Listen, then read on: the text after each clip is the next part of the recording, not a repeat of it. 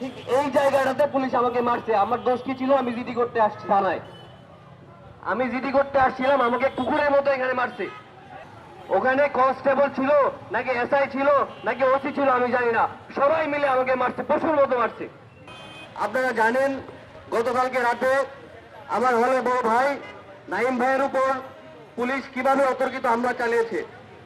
সে তার কাছে কোনো অপরাধের প্রমাণ পায় নাই, কোনো মাদক পায় নাই। সে জাস্ট ওই উদ্যানের ভেতর দিয়ে আসতেছিল, পথটা ইউজ করতেছিল। বাংলাদেশে রাস্তাঘাট ইউজ করা কি পাপ নাকি? এটা কি পুলিশ কিনে রাখছে? পুলিশের বাপের সম্পত্তি? সোহরাওয়ার্দী উদ্যান কি ডিসি মাসুদের বাপের সম্পত্তি নাকি?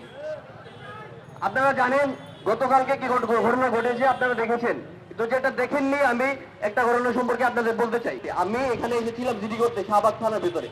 ঠিক এই জায়গাটাতে পুলিশ আমাকে মারছে। আমার দোষ কি ছিল? আমি জিডি করতে আসছি থানায়। আমি জিডি করতে আসছিলাম, আমাকে কুকুরের মতো এখানে মারছে। আমার পকেটের ফোনটা আমার ধার করা টাকায় কেনা, ওই ফোনটাকে চূর্ণ বিচূর্ণ করে ফেলছে পুলিশ।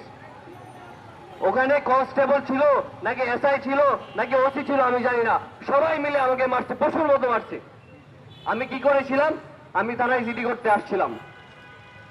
ডিসি মাসুদ সাহেবকে বলতে চাই, আর্গুমেন্ট এখনো বাকি আছে। আপনি আসেন, আর্গুমেন্ট এখনো বাকি আছে। বাংলাদেশ কারো বাপের সম্পত্তি না। বাংলাদেশ আপনার, বাংলাদেশ আমার, বাংলাদেশ সবার।